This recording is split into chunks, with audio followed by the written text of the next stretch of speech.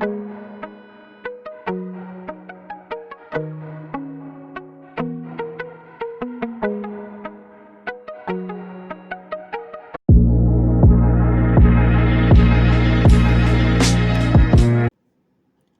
दोस्तों, एक बार फिर से स्वागत है आप सभी का आपके अपने चैनल टारगेटेड वन पे। मैं हूं अमृता और आज इस प्रैक्टिस सेट के बारे में हम बात करने जा रहे हैं, वो है रीजनिंग बेस्ड। आप सभी को पता है कि आपके सुपर टेट का एक इम्पॉर्टेंट सेक्शन है रीजनिंग। यहाँ से ज़्यादातर क्वेश्चन नहीं आते, लेकिन जो क्वेश्चन आते हैं उनका लेवल बहुत ही ईजी रहता है और आप इन क्वेश्चन को ईजिली सॉल्व कर सकते हैं। लेकिन फिर भी कुछ ऐसे क्वेश्चन हैं जो आपको टफ लगते हैं, तो आप इन प्रैक्टिस सेट के माध्यम से प्रैक्टिस करते करते उन क्वेश्चन को इजीली सॉल्व कर सकते हैं। और जो ट्रिक आपके क्वेश्चन से रिलेटेड है, हम वो ट्रिक भी आप सभी के साथ शेयर करेंगे जो बहुत ही ज़्यादा हेल्प करेंगी आपके अपकमिंग सुपर टेट के एग्जाम्स में। तो चलिए वीडियो में बढ़ते हैं आगे की तरफ। लेकिन वीडियो में बढ़ने से पहले एक जनरल इन्फॉर्मेशन आप सभी दोस्तों के लिए कि अगर आप भी हमारे साथ मिलकर अकॉर्डिंग टू सिलेबस और डेली स्टडी करना चाहते हैं सुपर टेट के अकॉर्डिंग, तो ज़रूर सब्सक्राइब करें हमारा यूट्यूब चैनल टारगेटेड वन।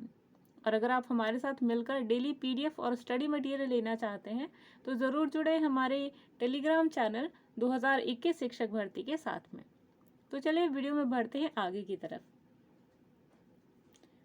पहला प्रश्न आप सभी के स्क्रीन पर, आपके स्कूल का रास्ता कुछ इस प्रकार है। अगर आप ए पर जाते हैं जो आपके उत्तर में 30 मीटर की दूरी पर है, और फिर आप बी पर जाते हैं जो कि आपकी ए के दाएं 40 मीटर की दूरी पर है, और फिर आप सी पर जाते हैं जो कि आपके बी के दाएं 30 मीटर की दूरी पर है, और अंत में आप अपने विद्यालय पर पहुंचते हैं जो कि सी के दाएं 20 मीटर की दूरी पर है। अब आपको बताना है कि विद्यालय के सापेक्ष आपके घर की दूरी क्या है।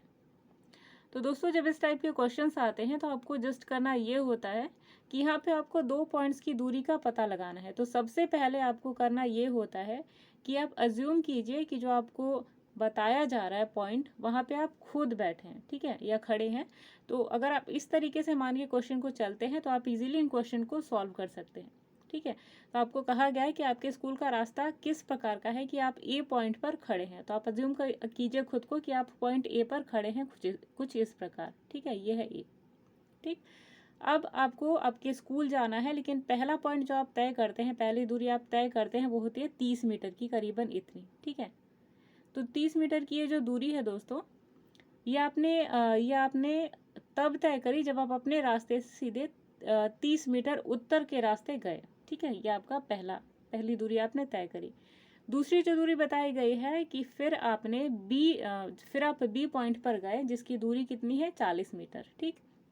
और दिशा कौन सी है, आप अपने दाएं जाते हैं। तो अगर आप यहाँ पे खड़े हैं तो आपका दाएं डायरेक्शन कौन सा होगा, ये, ठीक है, जिसकी दूरी कितनी है, कुल 40 मीटर। यानी कि अब आपने जो दूरी तय करी है वो 30 मीटर प्लस ये 40 मीटर, ठीक है। चलिए अब देखते हैं नेक्स्ट क्वेश्चन क्या कहता है कि फिर आप सी पॉइंट पर गए, और सी पॉइंट जो है वो बी के दाएं 30 मीटर की दूरी पर है। यानी कि अगर आप यहाँ पे हैं बी पॉइंट पे, ठीक है, आप यहाँ बी पॉइंट पर होते हैं, और जो कि बी पॉइंट जो है यहाँ से 40 मीटर की दूरी पे सी पॉइंट है, और सी पॉइंट से 30 मीटर की दूरी दाएं पर जो आपका नेक्स्ट पॉइंट है डी, ठीक है। तो ये जो दूरी है आपकी, आपने यहाँ पहले 30 मीटर का रास्ता तय किया, फिर आपने 40 मीटर का रास्ता तय किया, और फिर आपने दोबारा 30 मीटर का रास्ता तय किया, ठीक है। अच्छा, अब क्या होता है कि अगर आपको ये भी ध्यान देना है क्वेश्चन में कि आपका डायरेक्शन किस साइड बताया जा रहा है। अगर आपको दाएं मुड़ने को कहा जाता है तो आप अपने दाएं देखते हैं, फिर आपको बाएं को कहा जाता है तो आपको बाएं टर्न होना है, ठीक है। इसके साथ साथ अगर आपके क्वेश्चन में दिशा भी मेंशन है, उत्तर, दक्षिण, पूर्व, पश्चिम, तो आपको दिशा के अकॉर्डिंग अपना डायरेक्शन चेंज करना होता है, ठीक है। तो चलिए फिलहाल क्वेश्चन पे आते हैं कि ये पूरी दूरी तय करने के बाद अंत में जब आप विद्यालय पहुंचते हैं, तो विद्यालय से पहुंचने से पहले भी आपको एक दूरी तय करनी होती है, और वो किस डायरेक्शन में करनी है, आपको अपने दाएं। तो जब आप अपने दाएं मुड़ते हैं 20 मीटर की दूरी पे, ठीक है। अब ये क्वेश्चन आपसे पूछ रहा है कि आपके विद्यालय और आपके घर के सापेक्ष दूरी कितनी है, ठीक है। तो जैसा कि आपने देखा इस डायग्राम में, तो आपने देखा कि पहले आप ए डायरेक्शन में गए जहाँ पे आपने 30 मीटर की दूरी तय करी, ठीक है। फिर आप बी की तरफ गए जहाँ पर आपने कुल 40 मीटर की दूरी तय करी, ठीक है। फिर आप सी पर गए, ठीक है। ए से बी की दूरी कितनी है 30, बी से सी की दूरी कितनी है 40 और सी से डी की जो दूरी है वो है 30 मीटर, ठीक है। अब आपके जब आप विद्यालय पे पहुंचे, विद्यालय पे पहुंचने के बाद आपने 20 मीटर का रास्ता फिर तय किया। अब आपको बताना है ए और बी यानी कि विद्यालय और आपके बीच में दूरी कितनी है। तो दोनों को अगर आप माइनस करेंगे, अगर ये लेंथ जो है ये देखेंगे तो पूरे तरीके से एक रेक्टेंगल बन गया है, ठीक है। इस रेक्टेंगल को सॉल्व करने के लिए आपको ये मानना है कि जिस तरीके से रेक्टेंगल की दोनों साइड्स बराबर होती हैं, तो ये जो साइड है ये भी बराबर होगी इस साइड के, ठीक है। ये जो साइड है, अब यहाँ पे जो पूरी जो लेंथ है यानी कि पूरी जो लंबाई है, सॉरी पूरी जो चौड़ाई है इस रेक्टेंगल की वो है 40 मीटर। तो अगर आप 40 को इस 20 से माइनस कर देते हैं यानी कि घटा देते हैं, तो जो यहाँ दूरी निकल कर आती है वो होती है 40 माइनस 20 कितना होता है 20 मीटर, ठीक है। तो यहाँ जो आपका करेक्ट आंसर होगा वो होगा 20 मीटर, ठीक है। आई होप इतना क्लियर हुआ होगा आपको, लेकिन फिर भी कोई डाउट होता है तो आप कमेंट बॉक्स में लिख सकते हैं, ठीक है। चलिए, अगर जिनको नहीं समझ में आया उनके लिए क्वेश्चन फिर से रिपीट कर देते हैं कि मान लीजिए आपकी स्क्रीन पे ही है पॉइंट ए, ठीक है। यहाँ पे आप खुद खड़े हैं और ये जो है आपका विद्यालय है, ठीक है। और विद्यालय को हम स्कूल ऐसे डिनोट करते हैं, ऐसे दर्शाते हैं, ठीक है। पहले आप उत्तर की दिशा में गए, यहाँ पे आपने 30 मीटर की दूरी तय करी, ठीक है। फिर आप अपने दाएं मुड़े और यहाँ पे आपने 40 मीटर की दूरी तय करी।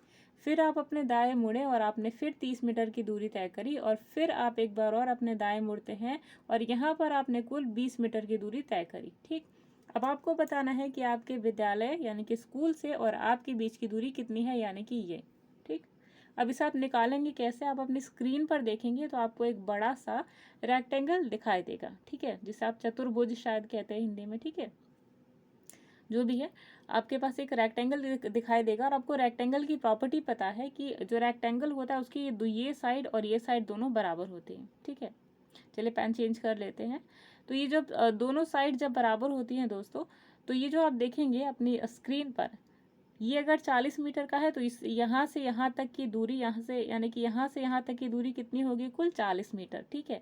लेकिन यहाँ की जो दूरी आपको 20 मीटर दी हुई है, तो आपको करना ये है कि इस 40 से, ठीक है, 20 को घटा देना है और जब आप घटाएंगे तो आएगा 20, यानी कि टोटल जो दूरी है आपके स्कूल से आपके घर की वो होगी 20 मीटर। यानी कि क्वेश्चन के अकॉर्डिंग जो आपका करेक्ट आंसर है वो है ऑप्शन नंबर 2 यानी कि 20 मीटर। चलिए अगले प्रश्न पे आते हैं। अगला प्रश्न भी बहुत ही ज़्यादा इजी है। क्वेश्चन कहता है आपसे कि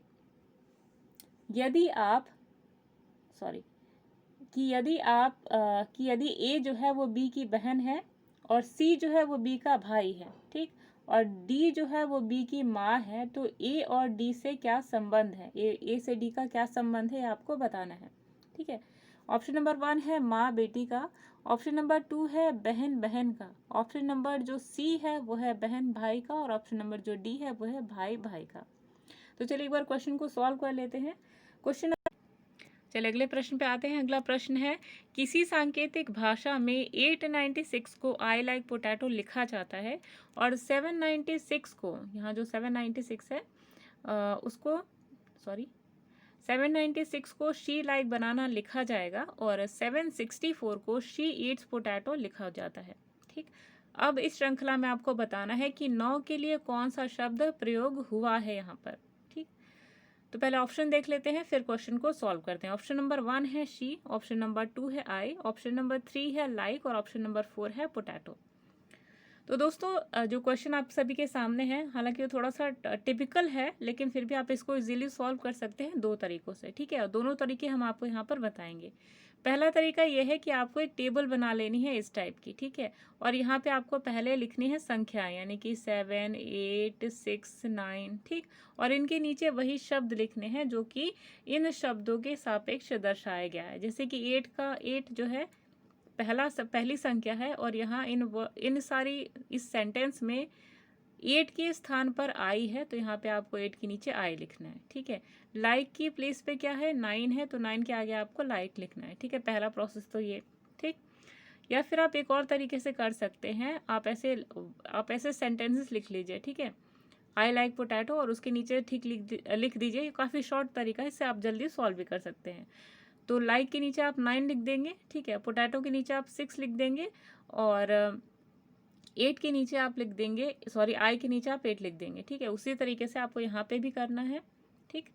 तो फ़िलहाल यहाँ पे स्क्रीन छोटी है और सॉल्व करना है काफ़ी ज़्यादा, तो हम यहाँ पे आपको जस्ट सॉल्यूशन बता देते हैं और आप अपने तरीके से इसे सॉल्व कर लीजिएगा जहाँ पे भी आपको टाइम मिलता है, ठीक है। तो क्वेश्चन में आपके दिया हुआ है कि 896 को आई लाइक पोटैटो लिखा जाता है और 795 को शी लाइक बनाना लिखा जाता है और 764 को शी ईट्स पोटैटो लिखा जाता है। तो 9 को आपको बताना है कि 9 जो शब्द है वो 9 डिजिट किस शब्द के लिए प्रयोग हुआ है। तो आपको यहाँ देखना है कि 9 मतलब क्या है। 9 मीन्स है यहाँ पे लाइक, ठीक है। अभी आपको इतने पे ही अभी नहीं कंक्लूजन निकालना है, ठीक है। और भी आपको वर्ड्स देखने हैं क्योंकि ये जो डिजिट्स है यहाँ पे आप देख रहे हैं ना, ये संख्याएं लगभग सभी में प्रयोग की गई हैं, ठीक है। तो इससे आपको मैच करना है और ज़्यादा नंबर ऑफ टाइम्स जो डिजिट आती है, यानी कि ऐसी संख्या जो बहुत बार प्रयोग की गई है किसी एक शब्द के लिए, वही आपका उत्तर होगा, ठीक है। पहले वाले सेंटेंस से या वाक्य से आपको अपना निष्कर्ष नहीं निकालना है, ठीक है। तो दूसरे पे ये संख्या में आप देखेंगे कि 9 की संख्या पर क्या आया है, लाइक, ठीक है। तो इजीली आप देख सकते हैं कि जो 9 है वो क्या दिखा रहा है, 9 दर्शा रहा है लाइक शब्द को, ठीक है। तो जो आपका करेक्ट आंसर है आपके क्वेश्चन के अकॉर्डिंग वो है ऑप्शन नंबर 3 यानी कि लाइक। चलिए अगले प्रश्न पे आते हैं। अगला प्रश्न, तो दोस्तों इस टाइप के क्वेश्चन को सॉल्व करने के लिए सबसे पहले आप सभी को, चलिए अगले प्रश्न पे आते हैं। अगला प्रश्न है निम्न में से प्रश्नवाचक के स्थान पर क्या आएगा। तो इस टाइप के प्रश्नों में दोस्तों जब इस टाइप के क्वेश्चंस आते हैं तो सबसे पहले आपको समझना है वो सीरीज जो आप सभी के सामने दी हुई है, ठीक है। अगर आप ट्रिक से भी सॉल्व करते हैं या फिर अपने इंटेलिजेंस से भी सॉल्व करते हैं तो भी यहाँ पर आपको ये पहले सीरीज समझनी होगी, ठीक है। यहाँ पर जब भी इस टाइप के क्वेश्चन आते हैं तो आपको ऑप्शंस को देख लेना है, सीरीज पहले देखनी है और उसके बाद फिर आपको देखना है कि ऑप्शंस क्या क्या दिए हैं और उसके अकॉर्डिंग आप अपने आंसर को समझ सकते हैं। पहले आपको देखना है ऑप्शन नंबर 1 है 100/96, ऑप्शन नंबर 2 है 169/121, ऑप्शन नंबर 3 है 121/169 और ऑप्शन नंबर 4 है 96/100, ठीक है। तो ये थे आपके ऑप्शंस। अच्छा, अब आप इस सीरीज को देखिए, दिया है सीरीज NL is to 196/144, ठीक है। तो जब आप इस सीरीज को समझ जाएंगे कि दोनों के बीच में क्या रिलेशन है तो ही आप यहाँ क्वेश्चन मार्क के प्लेस पर क्या आएगा यह आप बता सकते हैं। कैसे समझेंगे, आपके सामने NL दिया हुआ है, ठीक है। तो किस तरीके से आप इसे सॉल्व करेंगे। अगर आपने अल्फ़ाबेट का जो रीजनिंग था वो पढ़ा होगा कि A को अगर आप 1 मानते हैं तो Z को आपको 26 मानना है, ठीक है। और इसी तरीके से B को 2, C को 3 और D को 4, इस तरीके से जो पूरी सीरीज है वो आपको याद करनी है, ठीक है। अगर आप पूरी नहीं याद कर पाते हैं तो आपके पास एक छोटा सा वर्ड है, ठीक है, क्या है, इजोटी, ठीक। ये अगर आप वर्ड याद रखते हैं, इस वर्ड को याद रख के क्या होगा कि आपको जो पूरी नंबरिंग है वो याद नहीं करनी पड़ेगी ABCD की। तो इसे आप कैसे अप्लाई करेंगे अपने एग्जाम्स में एक बार देख लीजिए। ई को अगर आप 5 मानते हैं, ठीक है, तो यही जो सारे अल्फ़ाबेट्स हैं ये, ठीक है, यही सारे 5 के मल्टीपल्स पे हैं, ठीक है। जैसे कि ई को 5 मानेंगे आप तो जे क्या होगा 10, ओ क्या होगा 15, टी क्या होगा 20 और वाई क्या होगा 25, ठीक है। एक बार फिर से देखिए, इजोटी एक ऐसा वर्ड है जिसको अगर आप याद कर लेते हैं अपने एग्जाम्स के लिए तो आपको और भी कुछ भी याद करने की ज़रूरत नहीं है, अल्फ़ाबेट, ठीक है। इजोटी का जो संख्यात्मक मान होता है, ठीक है, अगर आप 5 मानते हैं ई को तो बाकी सारे हैं 5 के मल्टीपल हैं, ठीक है। यानी कि जे को आप 10 मान सकते हैं, ओ को आप 15 मान सकते हैं, टी को आप 20 मान सकते हैं और वाई को आप 25 मान सकते हैं, ठीक है। और अगर आपको ई के बाद आपको डी, ई के पहले अगर आपको डी पता करना हो तो डी अगर आप कहेंगे तो डी के मान कितनी होगी 4, ठीक है। सी के अगर आप कहेंगे तो सी का मान कितना होगा 3, ठीक है। इस तरीके से आप और के भी निकाल सकते हैं। जैसे वाई का अगर 25 है तो जेड का क्या होगा 26, ठीक है। मेरे ख्याल से इतना आप सभी के लिए बहुत ही ज़्यादा इजी होगा सॉल्व करना, ठीक है। तो अगर आपने इतना याद कर लिया तो बहुत ही ज़्यादा हेल्पफुल होगा आप सभी के एग्जाम्स के लिए, ठीक है। चलिए, तो इतना तो आपने समझ लिया। अब देखते हैं NL के बीच में क्या रिलेशन है 196 के बीच में। तो अगर आप N को देखेंगे तो N जो होता है 14वें स्थान पे होता है अल्फा जो ABCD है उसके अंदर, ठीक है। और N का जो है N का ही अगर आप देखेंगे तो स्क्वायर है 196, ठीक। अच्छा L का देखिए, L क्या है, L होता है 12वें स्थान पर, ठीक है, सॉरी 12वें स्थान पर। तो ये जो है 144 वो किसका स्क्वायर है, इसी 12 का, ठीक। अब आपने रिलेशन समझ लिया कि ये जो n है उसी के स्थान का यहाँ पे डबल किया गया है, सॉरी डबल नहीं स्क्वायर किया गया है, ठीक। जब आपने देखा कि इसका स्क्वायर यहाँ पे है दैट मीन्स कि ये जो है नंबर उसी का स्क्वायर यहाँ पर होगा, ठीक है। तो इसका स्क्वायर क्या होता है, m का मान कितना होता है 13 और k का जो मान होता है वो होता है 11, ठीक। एक बार स्क्रीन को साफ कर लेते हैं। तो m जो है m का मान होता है 13 और जो k है उसका मान क्या होता है 11। तो आपको क्या करना है कि जैसे हमने यहाँ पे इसका स्क्वायर देखा था वैसे ही आपको इसका स्क्वायर कर देना है, 13 का स्क्वायर और 11 का स्क्वायर, ठीक है। तो जब आप स्क्वायर करते हैं तो इसकी वैल्यू आती है 169/121, ठीक है। तो यही आपका करेक्ट आंसर, और क्वेश्चन के अकॉर्डिंग जो आपका करेक्ट आंसर होगा वो होगा ऑप्शन नंबर 2 यानी कि 169/121। चलिए अगले प्रश्न पे आते हैं। अगला प्रश्न है किसी कूट भाषा में BHGE को EKJGNVJ लिखा जाता है, तो उसी कूट भाषा में DCVKWNA को कैसे लिखा जाएगा, ठीक है। इस टाइप के क्वेश्चन दोस्तों, इस प्रकार के प्रश्नों को सॉल्व करने के लिए सबसे पहले देखना होता है कि पहले जो रिलेशन दिया गया है इन दोनों सीरीज के बीच में वो क्या है। सॉरी, ये दोनों जो सीरीज आपके सामने दी गई हैं अल्फ़ाबेट्स की, ठीक है, पहले उसको आपको देखना है कि दोनों के बीच में रिलेशन क्या है, ठीक है। तो बी में आप कितना ऐड करेंगे यहाँ पे कि ई आएगा। अगर आप इसको ऐसे लिख लें BHGEKS और जी, ठीक है। अब उसके नीचे आप बिल्कुल लिख लीजिए ऐसे EKJHN और V और G, ठीक है। अब आप देखिए कि दोनों के बीच में रिलेशन क्या है, ठीक है।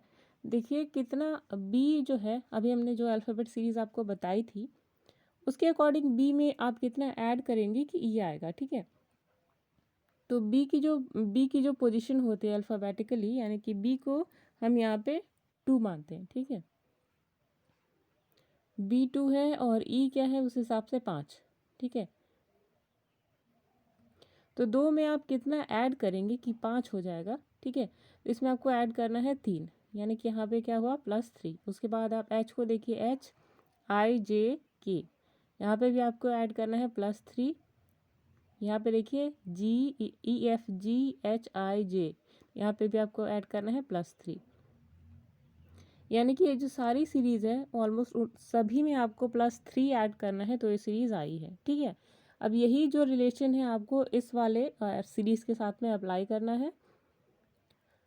तो आपको करना ये है कि ये जो अल्फ़ाबेट्स है इनको लिख लीजिए और उसके बाद इन सब में +3 ऐड करते जाइए। तो D है, D के बाद EFG, तो यहाँ पे आएगा G। अब यहाँ देखिए ऑप्शंस में G 3 ऑप्शंस में दिया हुआ है, दैट मीन्स कि पहला वाला ऑप्शन गलत, ठीक। अब देखिए इसको, अब इन तीनों में से देखिए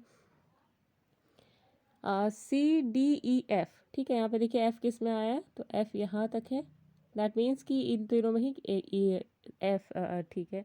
उसके बाद आपको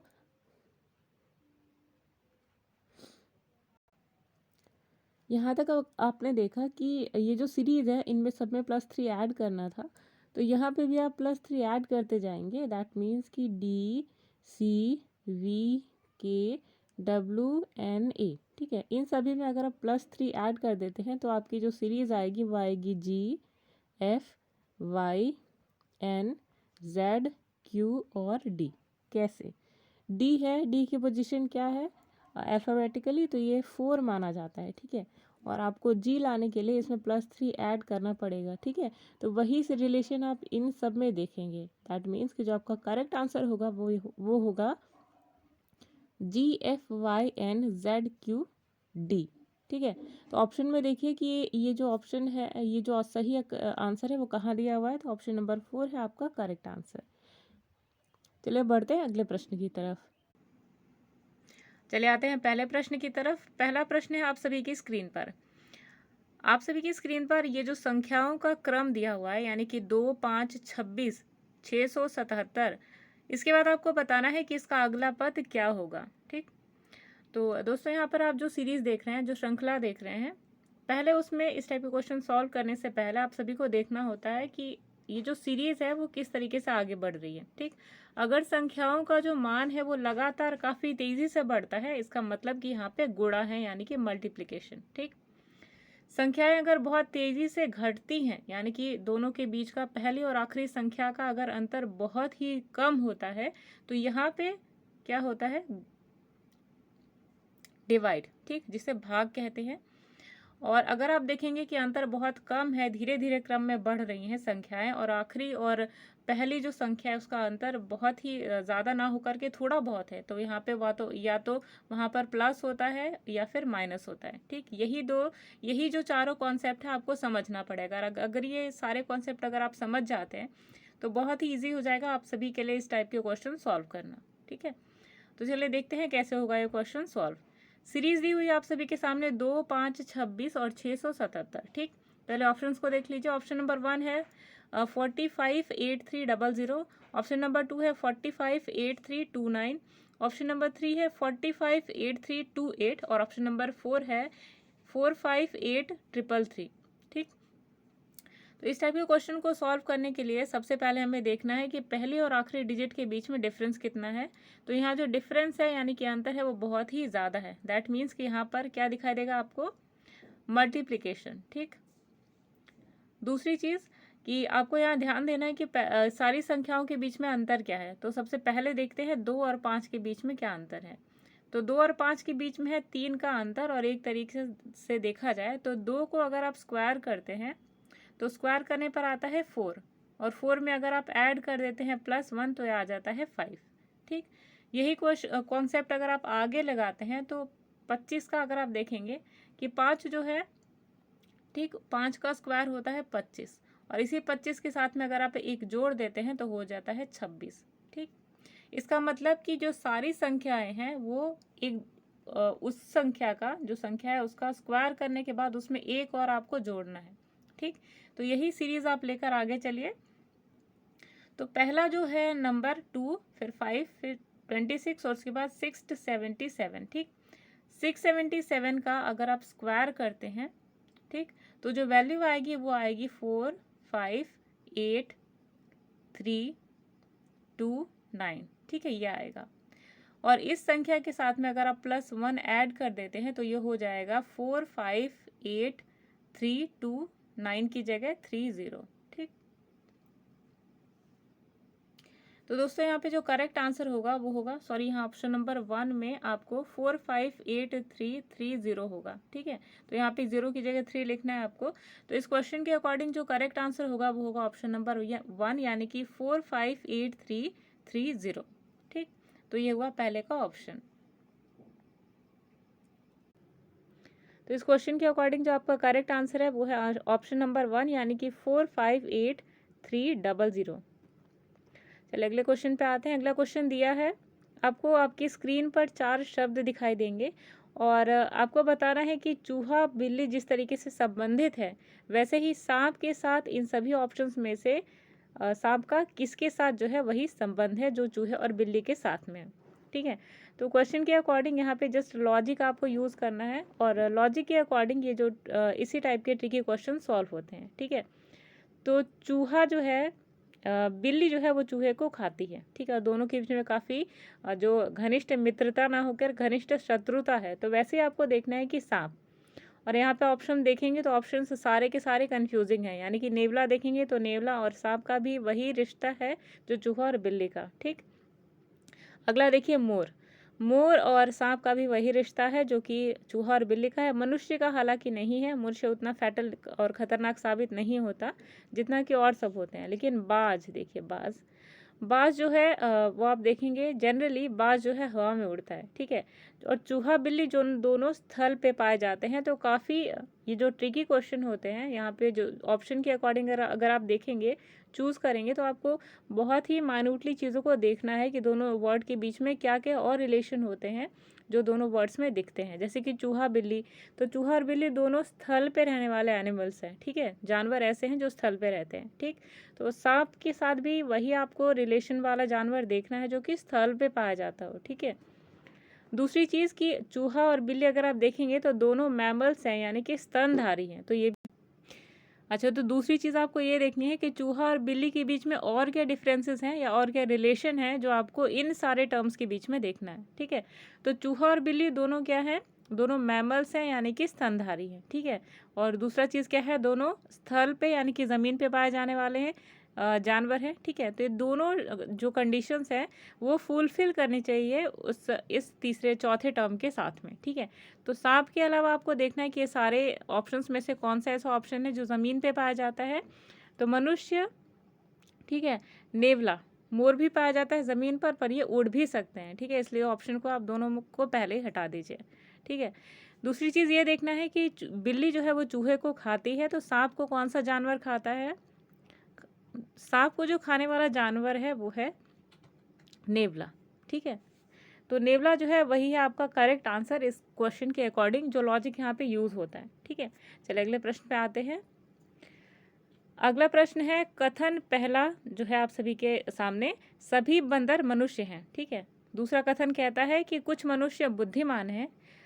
तो इन दोनों कथनों के हिसाब से जो निष्कर्ष है वो निकलता है ऑप्शन नंबर 1, सॉरी, निष्कर्ष नंबर 1 जो है सभी बंदर बुद्धिमान हैं, और दूसरा जो निष्कर्ष है वो है कुछ मनुष्य मूर्ख हैं। अब इन दोनों कथनों को और निष्कर्षों को आपको ध्यान से पढ़ना है और इन निष्कर्षों और कथनों को देखकर बताना है कि दिए गए ऑप्शंस में से कौन सा ऑप्शन है जो करेक्टली फुलफिल हो करता है इन सारी कंडीशंस को, ठीक है। यानी कि इन कथन पे बेस्ड जो निष्कर्ष है वो सही है या नहीं, ये आपको बताना है।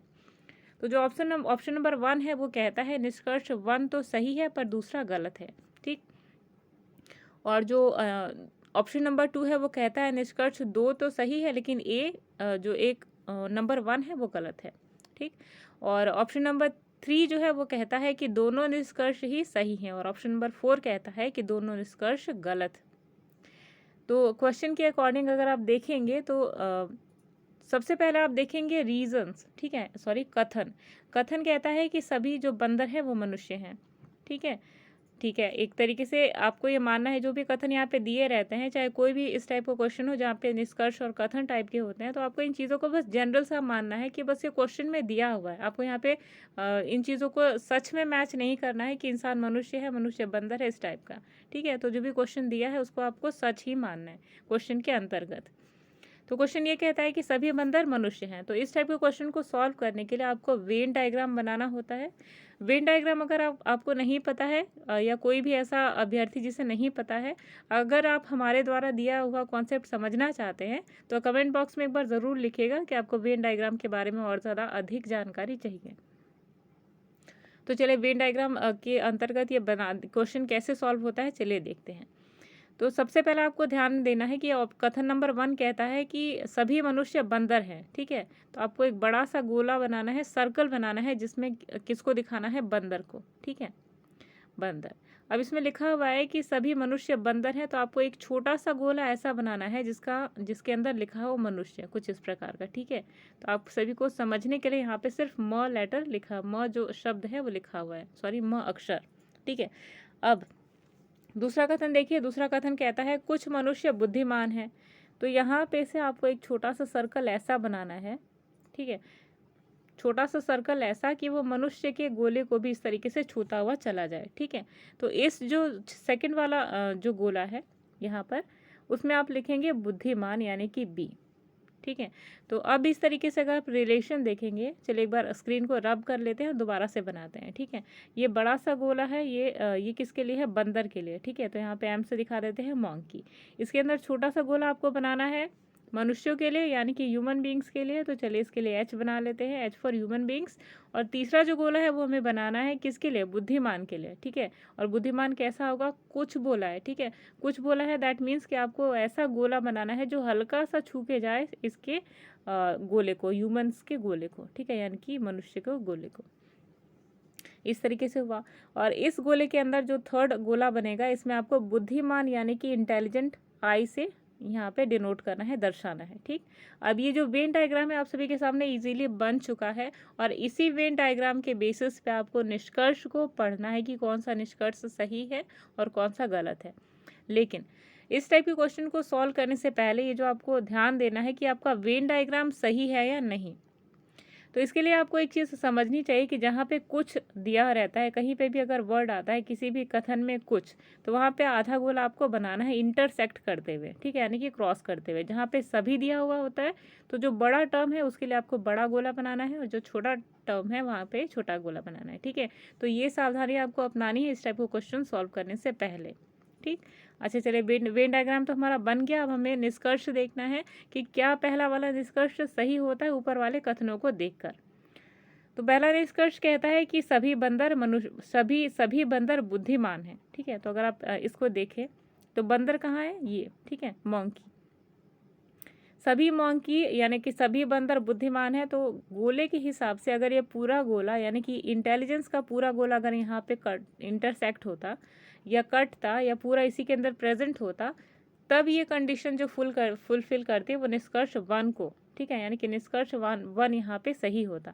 लेकिन यहाँ पे आधा ही गोला जो है वो कट रहा है, इसका मतलब ये है कि सभी बंदर बुद्धिमान नहीं होते, यानी कि निष्कर्ष 1 पहले ही गलत हो जाता है, ठीक। अच्छा, अब देखिए निष्कर्ष नंबर 2 को। तो निष्कर्ष नंबर 2 कहता है कि कुछ मनुष्य मूर्ख हैं, ठीक। तो अगर आप ये देखेंगे, ये ह्यूमन बींग्स का जो गोला है, जो सर्कल हमने बनाया है, ह्यूमन यानी कि मनुष्यों के लिए, ठीक है। तो यहाँ पे थोड़ा ही जो गोला है वो काट रहा है इंटेलिजेंस यानी कि आई यानी कि बुद्धिमान को। इसका मतलब कि इतना जो एरिया है जो आपको दिख रहा है, ठीक है, इतना जो एरिया आपको दिख रहा है ये क्या है, मूर्खों का है, ठीक। इसका मतलब कि कुछ मनुष्य बुद्धिमान है और कुछ मनुष्य जो होते हैं मूर्ख होते हैं। तो इसका इस क्वेश्चन के अकॉर्डिंग जो निष्कर्ष 2 है वो सही निकलता है। अब आपको ऑप्शंस को देखना है कि ऑप्शन कौन सा ऐसा है जो कहता है कि निष्कर्ष 1 गलत है और निष्कर्ष 2 सही है। तो ऑप्शन नंबर 2 है आपका, जो कहता है कि निष्कर्ष 2 है वो सही है और निष्कर्ष 1 जो है वो गलत है, ठीक। तो ऑप्शन नंबर जो 2 है वो सही होगा आपके इस क्वेश्चन के अकॉर्डिंग। चलिए अगले प्रश्न पे आते हैं। अगला प्रश्न कहता है कि अगर ए जो है वो डी के बराबर है, ठीक है, और जो डी है वो सी से बड़ा है, और सी जो है वो ए से बड़ा है, और जो डी है वो बी से छोटा है, तो इनमें सबसे बड़ा कौन है। तो इसके लिए आपको एक डायग्राम बनाना होता है, और डायग्राम बनाने के लिए आपको क्या करना है, जस्ट लकीरें खींचनी है, ठीक है। कैसे, सबसे पहले आपको ए और डी का जो है वो रिलेशन दिया हुआ है, तो ए को आपको डी के बराबर बनाना है ऐसे, ठीक है। ये ए है और ये डी है, सॉरी, ये ए है और ये साथ में डी है, दोनों की लंबाई कितनी है, बराबर, ठीक। अगले पे देखना है डी जो है वो छोटा है सी से, यानी कि सी के बगल में, डी के बगल में आपको एक और लकीर बनानी है, सी जो कि छोटी है, ठीक। कुछ इस प्रकार से ये आपने सी बना दिया, ठीक। उसके बाद आपको दिखाना है सी जो है वो बड़ा है ए से, यानी सी बड़ा है तो ऑब्वियसली ए जो है वो छोटा है, तो ए को आपको एक और ए नाम की एक और लकीर बनानी है, ठीक है। ए आपको लकीर बनानी है जो कि सी से छोटी है, ठीक है। या ए अगर पहले से दिया हुआ है तो आपको बनानी है ऐसी लकीर जो सी को बड़ा दर्शाए और ए को छोटा दर्शाए, ठीक है। तो यहाँ पे ऐसे हो गया। अब आप सीक्वेंस में अगर आप देखेंगे तो एक अल्फ़ाबेट है वो नहीं है, उसे भी आपको लिखना है, यानी कि जो डी और बी का जो रिलेशन है, यानी कि डी जो है वो छोटा है बी से, तो आपको एक ऐसी लकीर बनानी है जहाँ पर बी बड़ी हो और डी छोटा हो, ठीक है। यहाँ पर कुछ इस प्रकार से। चलिए, तो जो फिगर था वो थोड़ा सा स्मजिंग हो गया था, इसलिए एकदम क्लियर सी जो इमेज है वो यहाँ पर आप देख सकते हैं। यानी कि ए जो है, ए का बी से क्या रिलेशन है, एक बड़ा है या बी बड़ा है, उसके अकॉर्डिंग ये जो इमेज है यानी इस टाइप का डायग्राम आप सभी के सामने आता है, ठीक है। तो इन सब के अकॉर्डिंग जो सबसे बड़ा है इन सब में वो है बी, ठीक है। रिलेशन अगर आप देखेंगे तो भी आपको इस डायग्राम की बिल्कुल भी ज़रूरत नहीं पड़ेगी, ए और डी दोनों बराबर है। डी जो है वो सी से बड़ा है, दैट मीन्स कि डी जो है अभी वो सबसे बड़ा है, ठीक। उसके अगर आप देखेंगे कि सी जो है वो बड़ा है ए से, यानी कि अभी भी जो डी है इन सब में सबसे बड़ा है। अब लास्ट वाला देखिए, डी जो है वो बड़ा है, डी जो है वो छोटा है सी से।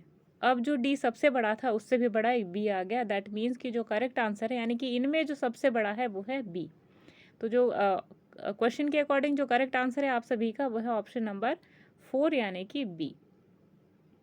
चलिए अगले प्रश्न पे आते हैं। अगला प्रश्न कहता है कि 26 जनवरी 1950 को कौन सा दिन था, ठीक। इस टाइप के क्वेश्चन बहुत ही रेयर होते हैं, लेकिन आपको देखने को मिलेंगे इस टाइप के क्वेश्चन आपके सुपर टेट की एग्जाम्स में, ठीक है।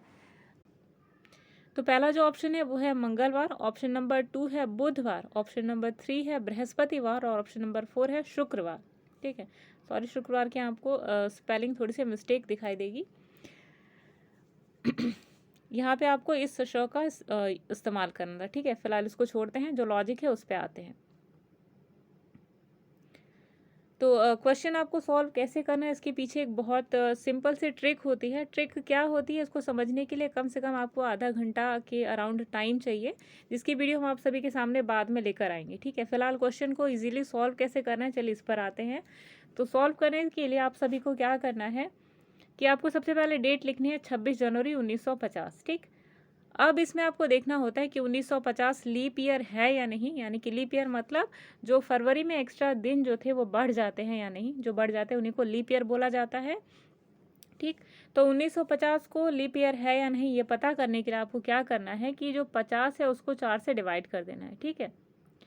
तो 4 से अगर आपने डिवाइड करा तो आपका आंसर आया 12, ठीक है। और जो रिमाइंडर बचा वो बचा 2, तो उसको आपको ध्यान नहीं देना है, ठीक है। 12 को ही आपको लेना है, ठीक है। तो 12 आपको यहाँ याद रखना है, 12 को आप यहाँ से ले लीजिए, ठीक। नेक्स्ट जो है वो आपको क्या करना है कि आपको एक इसे कैलकुलेशन के द्वारा सॉल्व करना है। तो आपको क्या लिखना है यहाँ पे 26 की जगह पे 26, ठीक है, प्लस आपको यहाँ पे एक फॉर्मूला यूज़ करना होता है। फॉर्मूला सबसे पहले देख लीजिए कौन सा यूज़ करना है, उसके बाद हम उसके अंदर वैल्यू पुट करेंगे। तो फॉर्मूला है आप सभी के सामने date plus month plus year plus leap year, ठीक है, यानी कि LY, ठीक। अब उसको आपको डिवाइड कर देना है 7 से। 7 मतलब नंबर ऑफ़ वीक्स। तो ये जो फॉर्मूला है इसके अंदर आप डे की जगह पे 26 पुट करेंगे, मंथ की जगह पे आप 0 पुट करेंगे, क्योंकि आपको मंथ जो है उसके लिए कोड होता है। कोडिंग क्या होती है इसके लिए हम आपके लिए वीडियो लेकर आएंगे आधे घंटे की, जिसमें आपको क्लियरली वो ट्रिक पता चल जाएगी, जिसके द्वारा आप कैलकुलेट कर सकते हैं दिन को, महीनों को और सालों को, ठीक है। तो फिलहाल आप यहाँ पे जानिए कि M की जगह पे मंथ आपको 0 रखना है, क्योंकि एक कोड होता है जनवरी के लिए 0, ठीक है। अगला देखिए Y यानी कि ईयर। ईयर की जगह पे आपको रखना है 50, क्योंकि आपका जो ईयर है यहाँ पे 50 दिया हुआ है, तो यहाँ पे आपको सिंपली 50 रखना है, ठीक है। लास्ट है लीप ईयर। तो लीप ईयर आपको नहीं पता है, इसलिए आपको जो आपने निकाला था डिवीजन के बाद आंसर 12 वो यहाँ पे पुट करना है, ठीक है। बाकी सबको ऐड करके 7 से डिवाइड कर देना है। तो चलिए क्वेश्चन को सॉल्व करते हैं। फॉर्मूले में अगर आप वैल्यू पुट करेंगे तो 26 प्लस 0 प्लस 50 प्लस 12/7, ठीक है। इसे अगर आप सॉल्व करते हैं तो जो टोटल आएगा आप सभी के सामने आएगा 88/7, ठीक। और डिवाइड करने के बाद आप सभी के सामने जो वैल्यू आएगी वो आएगी 4, ठीक है। जब आप 4 से जब आप इसे डिवाइड कर लेंगे कम्प्लीटली तो आएगा 12, ठीक है। कैसे, 7 1 ज़ा 7, ठीक है, और उसके बाद आएगा 7 2 ज़ा 14, यानी कि आंसर आएगा आपका 12। तो 12 के लिए जो कोड होता है, ठीक है, 4 होता है, और इसके लिए जो आपका आंसर आएगा वो आएगा बृहस्पतिवार। तो करेक्ट आंसर होगा आपका बृहस्पतिवार यानी कि थर्सडे, ठीक है।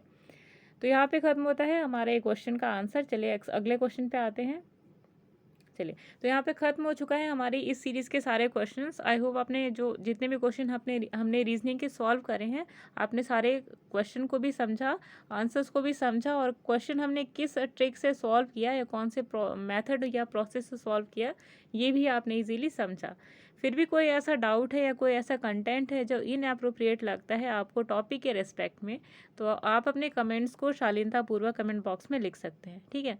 या फिर कोई ऐसा टॉपिक है जो आपको समझ में नहीं आता है CDP से लेकर रीजनिंग या फिर जी के करंट अफेयर्स में, तो आप वहाँ भी लिख सकते हैं। और स्पेशली अगर आपका साइंस या बायोलॉजी में कोई डाउट है तो आप लिख सकते हैं, ठीक है।